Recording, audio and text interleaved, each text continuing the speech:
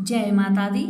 नमस्कार दोस्तों, स्वागत है आप सभी का हमारे YouTube चैनल लक्ष्मी शर्मा की कहानियां पर।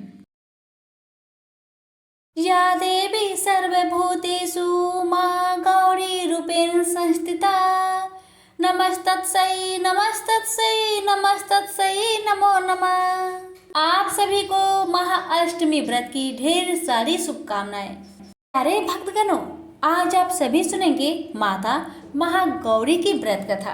कहते हैं कि जो भी भक्त माता का ध्यान लगाकर इनकी पूजा आराधना करता है, इनकी कथा का श्रवण करता है, उनके सारे कष्ट माता रानी दूर कर देती है। अरे दर्शकों, नवरात्रि के 8वें दिन माता महागौरी की पूजा की जाती है। माँ महागौरी की पूजा अर्चना से भक्तों के सारे कष्ट दूर हो जाते हैं। महागौरी की तेज से ही संपूर्ण विश्व प्रकाशमान होता है। इनकी शक्ति अमोघ फल देने वाली है। इनके पूजा से सौभाग्य में वृद्धि होती है। माता ने महा तपस्या करके गौर वर्ण को प्राप्त किया है, इसलिए इनको महागौरी कहते हैं। माँ के 4 हाथ है। इनके दाहिने तरफ के ऊपर वाले हाथ में त्रिशूल धारण किया है और नीचे वाला हाथ वरदायिनी मुद्रा है। बाएं तरफ के ऊपर वाले हाथ में अभय मुद्रा धारण की हुई है और नीचे वाले हाथ में डमरू को धारण किया है। माँ का वाहन बैल है। अरे भक्तजनों, अब अपने हाथों को जोड़िए, माता महागौरी का ध्यान लगाइए और उनकी कथा का श्रवण कीजिए। प्रेम से बोलिए महागौरी माता की जय। माता पार्वती ने शिव जी के लिए कई सालों तक कठोर तपस्या की थी। जब भगवान शिव उनसे प्रसन्न हुए तब उन्होंने माता को वरदान मांगने को कहा। माता ने वरदान में उन्हीं को मांग लिया। माता ने कई सालों तक जंगल में रहने से और भूखे प्यासे रहने से वह काफी दुर्बल और उनका रंग काला हो गया था। इसलिए शिव जी ने उन पे कमंडल डालकर उन्हें गौर वर्ण प्रदान किया। तब से वह महागौरी के नाम से जानी जाती है। दूसरी कथा ये है कि जब माता जंगल में तपस्या कर रही थी तब एक सिंह वहां आ पहुंचा और वह भूखा था, इसलिए माता को देख उसे लालच आ गया।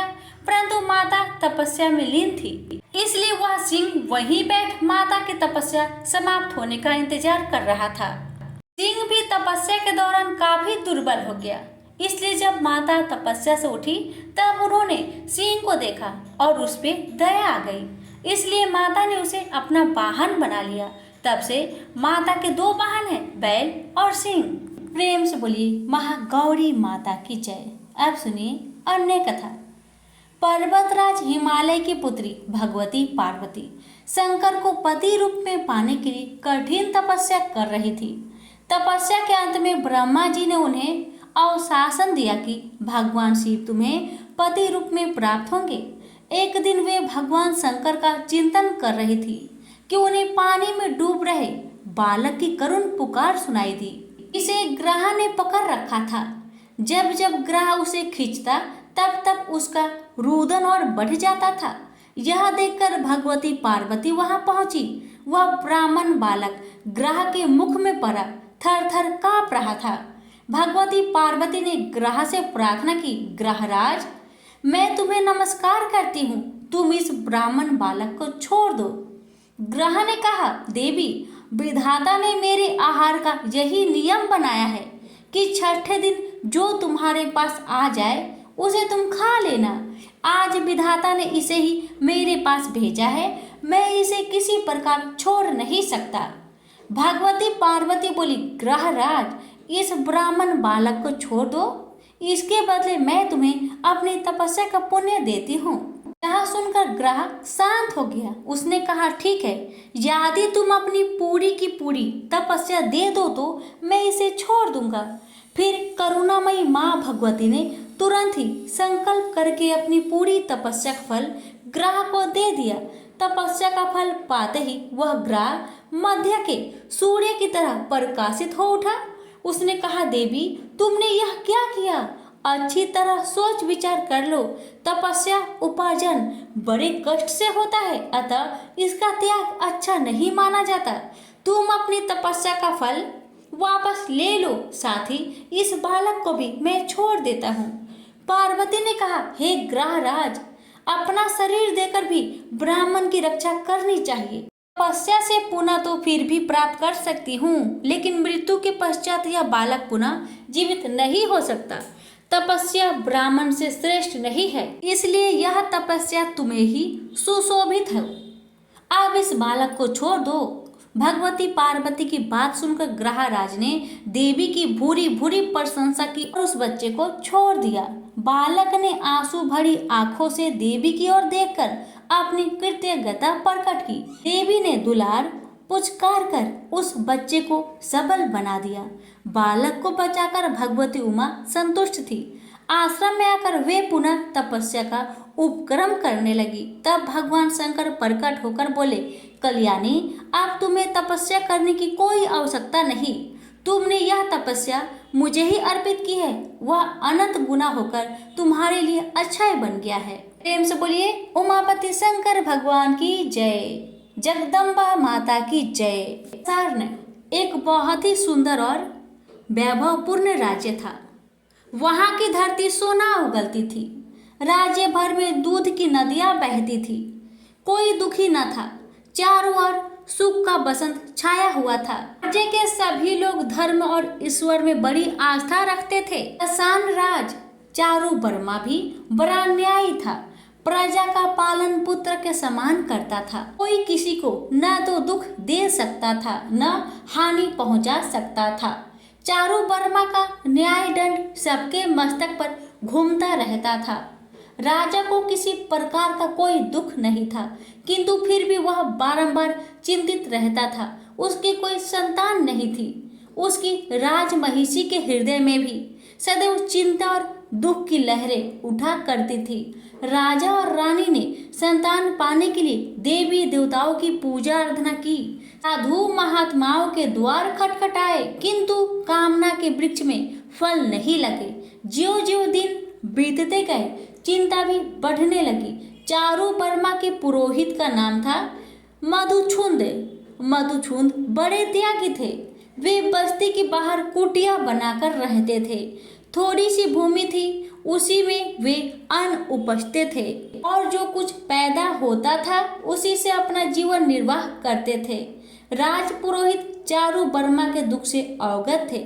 वे जानते थे कि राजा और रानी दोनों को संतानहीनता की चिंता निरंतर दुख पहुंचाया करती है, पर उन्हें दृढ़ विश्वास था कि एक दिन ऐसा आएगा जबकि चिंता दूर हो जाएगी और उन्हें संतान की प्राप्ति होगी। संध्या का समय था। राजा और रानी दोनों घूमने के लिए बाहर निकले। दोनों घूमते घूमते राज पुरोहित के कुटिया के द्वार पर जा पहुंचे। राज पुरोहित ने उठकर स्वागत किया और बैठने के लिए आसन प्रदान किया। राज पुरोहित के समक्ष आसन पर बैठते ही रानी की आंखें आंसुओं से भर गई। आंसुओं की बूंदें कपोले से होती हुई नीचे गिरने लगी। राज पुरोहित ने रानी की ओर देखते हुए प्रश्न किया, क्या बात है महारानी? आपके नेत्रों से अश्रु बूंदें क्यों गिर रही है? रानी ने भरे हुए कंठ से कहा, राज पुरोहित जी, आप तो सब कुछ जानते हैं। रानी की बात सुनकर राज पुरोहित विचारों के सागर में डूब गए। वे कुछ क्षणों तक सोचते रहे, फिर बोले, महारानी आप चिंता ना करें। आप भगवती दुर्गा की आराधना करें। माँ दुर्गा की कृपा से आपकी सूनी गोद अवश्य किलकारियों से भर उठेगी। रानी उसी दिन से माँ दुर्गा की आराधना में लग गई। दिन में आराधना, रात में आराधना, खाते पीते सोते जागते हर समय माँ दुर्गा की वंदना। आखिर भगवती दुर्गा प्रसन्न हुई। सपने में प्रकट होकर बोली, मैं तुम पर प्रसन्न हूँ, मांगो तुम्हें क्या चाहिए। रानी ने सजल नयन से उत्तर दिया, माँ मेरी गोद सुनी है, मुझ पर कृपा करो। भगवती दुर्गा का हृदय दया से उमड़ उठा। उन्होंने रानी के मस्तक पर हाथ रखते हुए कहा, पुत्री तुम्हारी कामना अवश्य पूरी होगी। माँ दुर्गा के आशीर्वाद से रानी की कोख से एक पुत्री ने जन्म लिया। जिस प्रकार बसंत आगमन से उजरी हुई वाटिका खिलखिला उठती है, बालिका के जन्म से रानी और राजा का जीवन में नई बहार आ गई। राजा ने अपनी पुत्री का नाम सुमना रखा। सुमना केवल सुमना ही नहीं थी, रूप और सुंदरता की बलरी थी। जो भी देखता उसकी आंखें उसके रूप में अटक जाती। सुमना धीरे धीरे वय की सीढ़ियां लांघने लगी।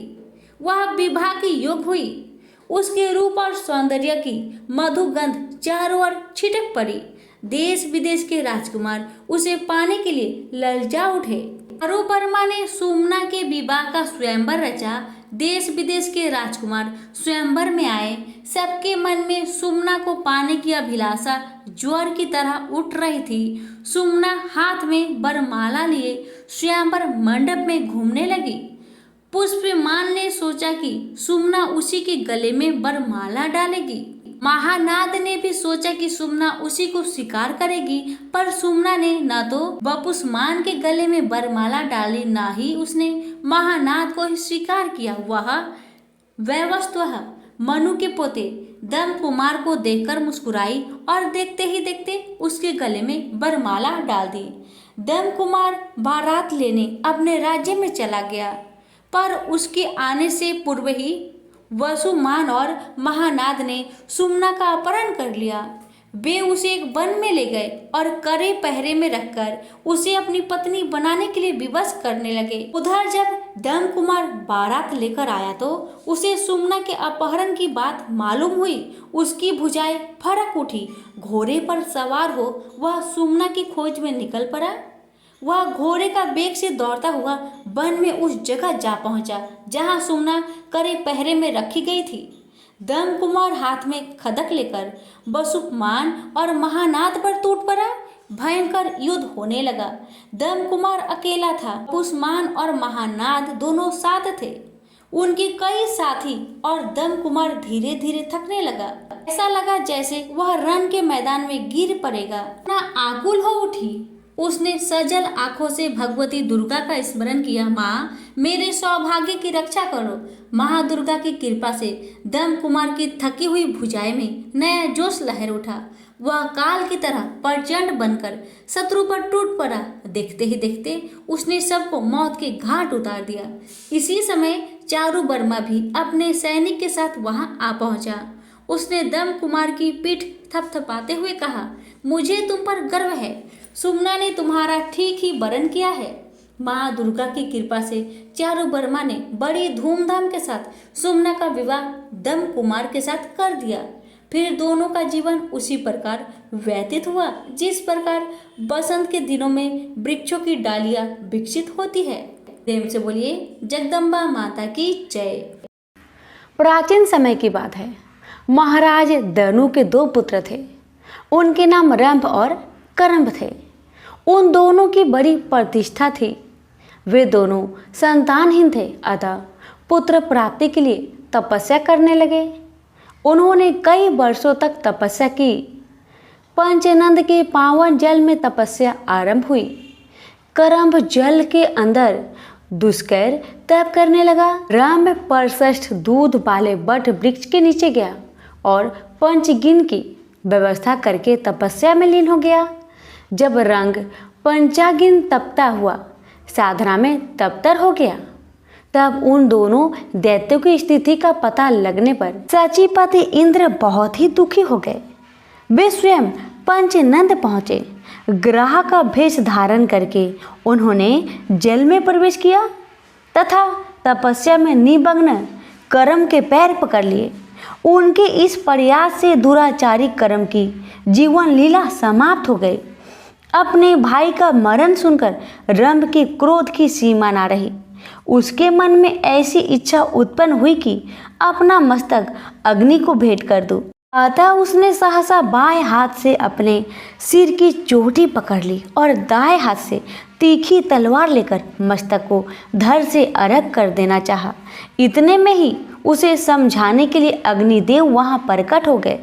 अग्निदेव ने कहा, दैत्य, तुम में बड़ी मूर्खता भरी हुई है, तभी तो अपना मस्तक काटने को तैयार हो गए हो। भला आत्महत्या जैसे अत्यंत अधम कर्म में तुम्हारी प्रवृत्ति कैसे हो गई? तुम्हारा कल्याण हो, इससे वर मांग लो। मन में जो भी इच्छा हो मांग सकते हो। अग्निदेव की बात सुन रंभ ने कहा, देवेश, यदि आप प्रसन्न हैं तो मुझे अभिष्ट वर देने की कृपा कीजिए। मैं तीनों लोकों पर विजय पाने वाला पुत्र चाहता हूँ, जिसको देवता, दानव और मानव कोई भी किसी प्रकार पराजित ना कर सके। वह अपनी इच्छा के अनुसार रूप धारण कर सके, उसमें असीम शक्ति हो। अग्निदेव ने कहा, ठीक है, तुम्हारी अभिलाषा पूर्ण होगी। महाभाग रंभ, जिस सुंदरी भार्य पर तुम्हारा मन डिग जाए, उसी के गर्भ से महान पराक्रमी पुत्र तुम्हें प्राप्त होगा। अग्निदेव की बातें सुनकर रंभ ने उनके चरणों में मस्तक झुकाया और अपने स्थान की ओर चल दिया। रंभ का स्थान संपूर्ण समृद्धियों से संपन्न था। वह अनेक यक्ष मौजूद थे। पशु भावनापन राक्षस तो था ही, काम भाव से एक महिषी पर उस दानव की दृष्टि पड़ी। उस समय वह भैंस भी जवानी के मद में चूर थी। रंभ उस पर आसक्त हो गया। होनी बड़ी प्रबल होती है, उसके वीर्य से वह महिषी गर्भवती हो गई। उसी समय एक दूसरा भैंसा उस भैंस पर टूट पड़ा। अतएव उस भैंसे को मारने के लिए रंभ स्वयं सामने आ गए और उस पर झपटा। वह बलवान भैंसा भी कमांध था। उसने तुरंत अपने नुकीले सींगों से रंभ को चोट पहुंचानी शुरू कर दी। इससे वह दानव मूर्छित होकर भूमि पर गिर पड़ा और उसके प्राण शरीर से अलग हो गए। अपने स्वामी रंभ के मर जाने पर वह बेचारी महिषी भय से अत्यंत घबराकर वहां से भाग चली। वह वेगपूर्वक एक बट वृक्ष के नीचे जाकर यक्षों की शरण में चली गई। उसके पीछे लगा हुआ वह भैंसा भी वहां पहुंच गया। बल की अभिलाषा में तो वह चूर था ही। यक्षों ने देखा कि वह महिषी अत्यंत कतार होकर आंखों से आंसू गिरा रही है और भय से उसका कलेजा कांप रहा है। साथ ही पीछे दौड़कर आता हुआ भैंसा उन्हें दिखाई दिया। अतः उस महिषी की रक्षा करने के लिए यक्ष उस भैंसे का सामना करने के लिए तत्पर हो गए। अब उस भैंसे के साथ उन यक्षों का युद्ध छिड़ गया। यक्ष बाण बरसाने लगे। एक बाण ऐसा लगा कि उससे आहत होकर भैंसा तुरंत प्राणहीन होकर पृथ्वी पर गिर पड़ा। रंभ यक्षों का परम प्रेमी था, अतः उन्होंने उसकी लाश लेकर दाह संस्कार करने के लिए चिता पर रख दी। पति के शरीर को चिता पर देखकर महिषी के मन में भी निश्चित विचार हो गया कि मैं भी पति के साथ सती हो जाऊं। यक्षों के रोकते रहने पर भी उसके विचार में परिवर्तन नहीं हुआ। वह जलती हुई चिता में बैठ गई। उसने अपने प्रेमी पति को हृदय से चिपका लिया। उसी समय चिता के मध्य भाग से महाबली महिषासुर निकल आया। पुत्र पर कृपा करने वाला स्वयं रंभ भी एक दूसरा शरीर धारण करके रक्त बीज के रूप में चिता से निकला। यो महिषासुर और रक्त बीज, इन दोनों की उत्पत्ति महाबली रंभ से हुई। तदंतर मुख्य दानव एकत्र हुए और उन्होंने महिषासुर को वहां की राजगद्दी पर अभिषिक्त कर दिया। इस प्रकार महिषासुर नाम से प्रसिद्ध दानव संपूर्ण जगत पर शासन करने लगा। वर पा जाने के कारण उस पराक्रमी दैत्य को अत्यंत अभिमान हो गया। समस्त प्राणी उसके अधीन रहते थे। उसने समुद्र पर्यंत सारी पृथ्वी को अपने बाहुबल से जीतकर स्वयं उसकी रक्षा का भार संभाल लिया। फिर एक दिन वह दैत्य की विशाल सेना लेकर स्वर्ग लोक की ओर चल दिया। उसकी सेना इतनी विशाल थी कि धरती कांपने लगी, दिशाएं डोलने लगी और आकाश थरा उठा। महिषासुर की विशाल सेना ने इंद्र की राजधानी अमरावती को घेर लिया। इंद्र ऐरावत हाथी पर सवार होकर देवताओं की विशाल सेना लेकर महिषासुर की सेना को स्वर्ग लोक से भगाने के लिए चल पड़े। इंद्र की सेना को देखकर महिषासुर ने अपनी सेनापति बिडाल को आदेश दिया, बिडाल, इंद्र को अपनी शक्ति और अपनी सेना पर बड़ा गर्व है, जाओ इंद्र के गर्व को चूर चूर कर दो। आगे पाते ही बिडाल की विशाल सेना इंद्र की सेना से जा भिड़ी। दैत्यों और देवताओं की सेना में घमासान युद्ध होने लगा। चारों ओर हाहाकार मच गया। अचानक इंद्र के पुत्र जयंत ने सूर्य की किरणों की तरह चमचमाते 5 बाण धनुष चढ़ाए और बिडाल पर छोड़ दिए। जयंत के छोड़े हुए दिव्य बाण बिडाल के छाती से आकर लगे और वह बुरी तरह घायल होने के साथ ही मूर्छित होकर अपने रथ से गिर गया। बिडाल के सारथी ने उसे उठाकर रथ पर लिटा दिया और रथ लेकर महिषासुर की सेना शिविर की ओर भागा। युद्ध भूमि से लौटे घायल बिडाल के पीछे पीछे हथियार फेंकती हुई इंद्र की सेना को देखकर महिषासुर की क्रोध की सीमा ना रही। उसने अपनी विशाल गदा उठाई और अपने सेनाचय चितूर, उग्रस्त, उग्रवीर्य, असीलोमा, त्रिमन, बास्कक और अंधक आदि महादैत्यों के साथ एक विशाल सेना इंद्र की सेना पर टूट पड़ा। महिषासुर की विशाल सेना को देखकर ब्रह्मा, विष्णु और महेश भी इंद्र की सहायता के लिए युद्ध भूमि में आ गए। लेकिन महिषासुर ने अपनी असुरी शक्ति से असंख्य महिषासुर उत्पन्न कर दिए। ब्रह्मा, विष्णु और महेश जिस और भी देखते उन्हें असंख्य महिषासुर दिखाई देते थे। भगवान विष्णु ने अपने सुदर्शन चक्र को आज्ञा दी कि वह महिषासुर की इस असुरी माया को समाप्त कर डाले। लेकिन सुदर्शन चक्र जैसे जैसे महिषासुर की गर्दन काटता गया, नए नए महिषासुर पैदा होते चले गए। यह देखकर ब्रह्मा, विष्णु और महेश अपने अपने स्थानों को चले गए। ब्रह्मा, विष्णु और महेश के जाते ही इंद्र और उसकी सेना के पांव उखड़ गए। देव सैनिक अपने प्राण बचाकर भागने लगे। महिषासुर की विजयी सेना ने अमरावती में प्रवेश किया और इंद्र के ऐरावत हाथी, कामधेनु गौ, उच्च श्रवा घोड़ा तथा अन्य सभी चीजों पर अधिकार कर लिया और बड़ी धूमधाम से इंद्र आसन पर बैठ गया।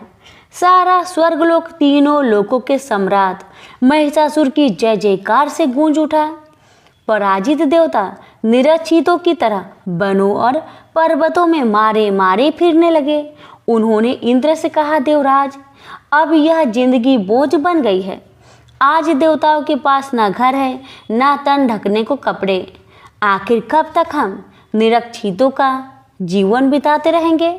हमारी सलाह मानिए और पितामह ब्रह्मा के पास चलिए, वह कोई उपाय जरूर बताएंगे। सभी देवताओं के आग्रह पर इंद्र अपने सभी देवताओं के साथ ब्रह्मा जी के पास पहुँचे। इंद्र बोले, पितामह, इंद्र आसन पर अधिकार कर लेने के बाद भी महिषासुर के अत्याचारों का अंत नहीं हुआ, कोई उपाय बतलाइए। ब्रह्मा जी बोले, मैंने महिषासुर को अवध्य और अपराजित होने का वरदान दिया है। उसे उसी वरदान का गर्व है, लेकिन मैंने वरदान देते समय ये भी कहा है कि उसे न तो पुरुष ही मार सकता है और ना ही पराजित कर सकता है। इंद्र बोले, इसका अर्थ क्या है? कोई स्त्री ही महिषासुर का वध कर सकती है? ब्रह्मा जी बोले, हाँ पुत्र, कोई स्त्री ही महिषासुर की अपार शक्ति से टक्कर लेकर उसका वध कर सकती है। इंद्र ने पूछा, ऐसी स्त्री कौन हो सकती है पितामह? ब्रह्मा जी ने कहा, चलो भगवान शिव के साथ भगवान विष्णु के पास चले, वही कोई उपाय सोच सकते हैं। ब्रह्मा जी भगवान शिव और इंद्र आदि देवताओं को लेकर क्षीर सागर में उस स्थान पर पहुंच गए जहां भगवान विष्णु शेषनाग की सैया पर शयन कर रहे थे। ब्रह्मा जी बोले, विष्णु जी, महिषासुर के अत्याचारों से दुखी देवता आज दर दर मारे फिर रहे हैं, आप ही इनके कष्टों को दूर कर सकते हैं। विष्णु बोले, पितामह, महिषासुर की असुरी माया को मेरा सुदर्शन चक्र भी पूरी तरह समाप्त नहीं कर पाया, फिर आप ही बताइए मैं आपकी किस तरह सहायता करूं? ब्रह्मा जी बोले, मैंने महिषासुर को अवध्य और अजय होने का वरदान देते समय कहा था कि संसार का कोई भी पुरुष उसका बाल भी बांका नहीं कर सकेगा। विष्णु बोले, इसका अर्थ है कोई नारी ही इस महादैत्य महिषासुर का वध कर सकती है। तब तो माँ भगवती के अतिरिक्त और कोई महिषासुर का वध नहीं कर सकता। वही योग निद्रा है, वही आदि शक्ति है। मुझ में, ब्रह्मा जी में और शिव में जो भी शक्ति और सामर्थ्य है माँ भगवती की दी हुई है। हमें माँ भगवती की ही स्तुति करनी चाहिए। वही संसार को महिषासुर के अत्याचारों से मुक्ति दिला सकती है। भगवान विष्णु की सलाह मानकर सभी देवता समुद्र तट पर आ गए और माँ भगवती की स्तुति करने लगे। तभी आकाशवाणी हुई, हे देवताओं, तुम सभी अपना अपना तेज एकत्र करो, मैं स्वगुण रूप धारण करके तुम्हारा उद्धार करूंगी। आकाशवाणी सुनकर ब्रह्मा, विष्णु और शिव के साथ अन्य सभी देवताओं का तेज इकट्ठा होकर जगमगाते पर्वत के रूप में दिखाई देने लगा। इसकी ज्योति की किरण लपलपाती लपटों की तरह दसों दिशाओं में फैली हुई थी। फिर वह ज्योति पुंज बड़ी तेज से नारी के रूप में परिवर्तन होने लगा और उसने देवी का रूप धारण कर लिया। उसके प्रकाश से तीनों लोग जगमगा उठे। देवी का मुख शंकर के तेज से बना, यमराज के तेज से सिर के बाल निकल आए, भगवान विष्णु के तेज से उनकी भुजाएं उत्पन्न हुई, चंद्रमा के तेज से दोनों स्तन और इंद्र के तेज से कमर पैदा हुई। देवी की जांघें और पिंडालियाँ वरुण की तेज से निस्तंभ, पृथ्वी की तेज से हाथों की उंगलियाँ, वस्तुओं की तेज से दोनों चरण, ब्रह्मा की तेज से पैरों की उंगलियाँ सूर्य के तेज से पैदा हुई, प्रजापति के तेज से दांत और अग्नि की तेज से आंखें, संध्या की तेज से भौहें और वायु की तेज से कानों की उत्पत्ति हुई। सभी देवताओं ने देवी को अपने अपने अस्त्र शस्त्र भेंट कर दिए। इस बीच सूर्य ने देवी के रोम रोम में अपनी किरणों का तेज भर दिया। क्षीर सागर ने 2 दिव्य वस्त्र और उज्जवल हार भेंट किए। समुद्र ने चूड़ामणि, कुंडल, अर्धचंद्र भेंट किए। शेषनाग ने नागहार भेंट किया। अनेक प्रकार के अस्त्र शस्त्रों से सुसज्जित होने के बाद देवी ने कहा, देवताओं, अब तुम भय से मुक्त हो जाओ। अब महिषासुर आपका कुछ नहीं बिगाड़ पाएगा। मैं शीघ्र ही उसे मारकर उसके सभी साथी दैत्य को यमलोक पहुंचा दूंगी। तुम जो कुछ खो बैठे हो तुम्हें प्राप्त हो जाएगा। यह कहकर माँ भगवती ने इतनी जोर से अट्टहास किया कि 10 दिशाएं, पृथ्वी और आकाश से थर्रा उठे। दानव भयभीत हो उठे और अभिमानी महिषासुर देवी की भयंकर गर्जना सुनकर क्रोध से तमतमा उठा। हजारों बादलों की गर्जना जैसी यह भयंकर आवाज किसकी थी? सैनिकों, दौड़कर जाओ और मालूम करो। माँ भगवती के गर्जने की आवाज अभी तक गूंज रही थी। उस गूंज का पीछा करते हुए महिषासुर के सैनिक उस स्थान पर पहुंच गए जहां माँ भगवती अपने सिंह के साथ बैठी थी। उस देवी को देखकर महिषासुर के सैनिक भागे भागे महिषासुर की राजसभा में आए। उन्हें देख महिषासुर ने पूछा, कुछ पता चला सैनिकों? वह आवाज किसकी थी? सैनिक बोले, महाराज, निकट की पर्वत पर एक ऊंची चट्टान पर एक बहुत ही सुंदर स्त्री बैठी है। हालांकि वह तरह तरह के अस्त्र शस्त्रों से सुसज्जित है, लेकिन उस जैसे सुंदर स्त्री तीनों लोकों में दूसरी नहीं मिलेगी। वह तो आपके राजभवन में शोभा की योग है। सैनिकों की बात सुनकर महिषासुर ने अपने सेनापति चिछुक को आदेश दिया, सेनापति, जाओ और उस स्त्री को सम्मान सहित यहाँ ले आओ। आज्ञा पाकर सेनापति चिछुक कुछ सैनिकों को साथ लेकर माँ भगवती के पास पहुँचा। बोला, सुंदरी, आप इस निर्जन वन में अकेली क्यों बैठी हो? आपको तो दैत्यराज महिषासुर की महारानी होना चाहिए था, जो इस समय तीनों लोकों के स्वामी हैं। माँ भगवती गुस्से से तमतमाकर बोली, महादैत्य चिछुक, मैं महिषासुर की अभिलाषा को चूर चूर करके उसे यमलोक पहुंचाने के लिए यहाँ आई हूँ। जाकर महिषासुर से कहो कि वह मुझसे युद्ध करे। चिछुक ने आकर माँ भगवती का संदेश महिषासुर को सुनाया तो वह क्रोध से तमतमाकर बोला, सेनापति चिछुक, अपने साथ एक विशाल सेना लेकर जाओ। मेरा विचार है कि वह सुंदरी उस सेना को देखते ही भयभीत हो उठेगी और चुपचाप तुम्हारे साथ चली आएगी। आज्ञा पाकर चिछुक दैत्यों की एक विशाल सेना लेकर माँ भगवती के निकट पहुंचा तो उस भयंकर सेना को देखकर डरने की बजाय माँ भगवती ने अपना धनुष उठाया और इतनी तेजी से बाण बरसाने लगी कि चिचुक और उसकी सैनिक ने हथियार हाथों में भी न ले सके। माँ भगवती की भीषण बाण वर्षा ने असंख्य दानव सैनिकों को मौत के घाट उतार दिया। उसमें सेनापति चिचुक भी शामिल था। अपने सेनापति के मरते ही बचे खुचे सैनिक अपने अस्त्र शस्त्र फेंककर भाग टूटे और महिषासुर के पास आकर बोले, महाराज, वह स्त्री कोई साधारण स्त्री नहीं है। उसने हमारे सैनिकों को अपने शस्त्र निकालने तक का अवसर नहीं दिया और इतनी तेजी से ऐसी भीषण बाण वर्षा कर दी कि हमारी 3/4 सेना नष्ट हो गई। सेनापति चिचूर भी युद्ध में मारे गए। चिचूर की मृत्यु का समाचार सुनकर महिषासुर का क्रोध और भी भड़क गया। उसने अपने 2 सेनापतियों को आदेश दिया, सेनापति वास्कर और सेनापति दुर्मुख, अपनी अपनी सेना लेकर जाओ और उस स्त्री को या तो यहाँ आने पर विवश कर दो या फिर मार डालो। वहाँ सेनापति चिचूर के वध का उससे बदला लेकर ही आना। आज्ञा पाकर दोनों सेनापति अपनी अपनी सेनाओं के साथ माँ भगवती के साथ युद्ध करने के लिए गए, लेकिन उनका तथा उनकी सेनाओं का भी वही हाल हुआ जो हाल चिचूर की सेना का हुआ था। हर बार पराजय का समाचार सुनकर महिषासुर का क्रोध चरम सीमा पर पहुंच गया। उसने अपने शेष सभी सेनापतियों को साथ लिया और असंख्य सैनिकों को साथ लेकर युद्ध भूमि की ओर चल दिया।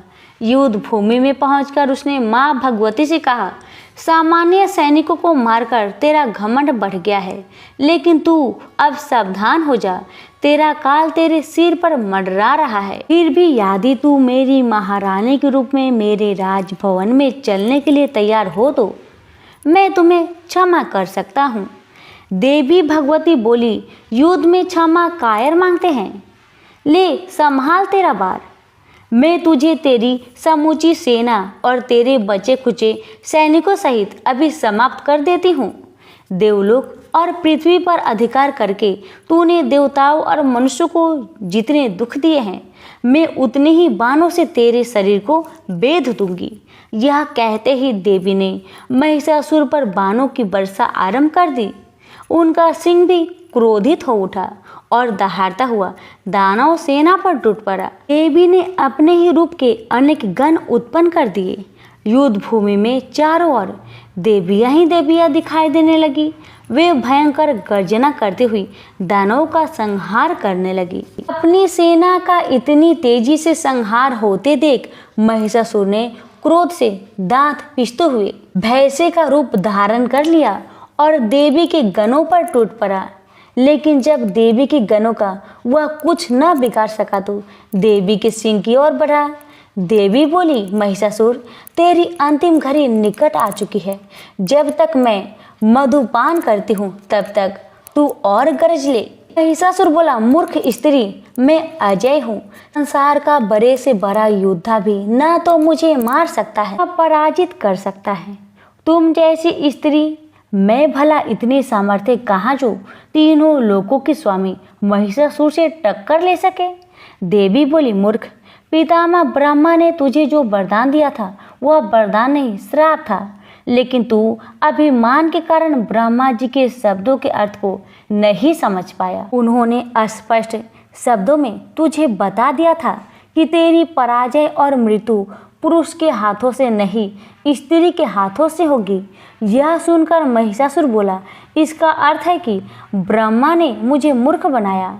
यह तो देवताओं की पुरानी आदत है कि वे दानव के साथ आनंदी काल से ही छल करते आए। मैं पहले तुझे ठिकाना लगा दूं, फिर ब्रह्मा जी को ठिकाने लगा दूंगा। यह कहकर महिषासुर अपने खुरों से पृथ्वी को खोदने लगा। अपने लंबे नुकीले सींगों से पर्वत को उखाड़ उखाड़ कर देवी की ओर फेंकने लगा, जिससे पृथ्वी फटने लगी। उसकी पूंछ की फटकार से समुद्र पृथ्वी को डुबोने लगा। समूची सृष्टि इस तरह हाहाकार कर उठी जैसे प्रलय आ गई हो। देवी ने नागपाश फेंककर महिषासुर को बांध दिया, लेकिन वह भैंसे का रूप त्याग कर सिंह रूप में बदल गया। फिर जैसे देवी तलवार से उसका सिर काटने लगी, वह खड्गधारी पुरुष बन गया। देवी ने उसे बाणों से बांध डाला। तब उसने विशालकाय गजराज का रूप धारण कर लिया और देवी के वाहन सिंह को जय कर लिया। यह देख देवी ने तलवार से उसकी सुर काट दी। महिषासुर देवी की ओर झपटा, लेकिन उसके और देवी के बीच अनेक देवी के गण आ खड़े हुए और महिषासुर से युद्ध करने लगे। फिर देवी उछलकर महिषासुर पर सवार हो गई और अपने पैरों से उसे दबाकर उसकी गर्दन पर त्रिशूल का वार कर दिया। पैरों से दबा होने पर महिषासुर पुरुष का रूप धारण करके भैंसे के मुख से निकलने लगा, लेकिन अभी उसका आधा शरीर ही बाहर निकल पाया था कि देवी की तलवार ने उसका सिर काट डाला। यह देख महिषासुर की बची खुची सेना पाताल की ओर भागने लगी। महिषासुर के मरते ही देवता आकाश से देवी पर पुष्प बरसाने लगे। यक्ष, गंधर्व और किन्नर तरह तरह के वाद्य इंद्रिया बजाकर नाचने गाने लगे। तो प्रेम से बोलिए आदि शक्ति माता की जय।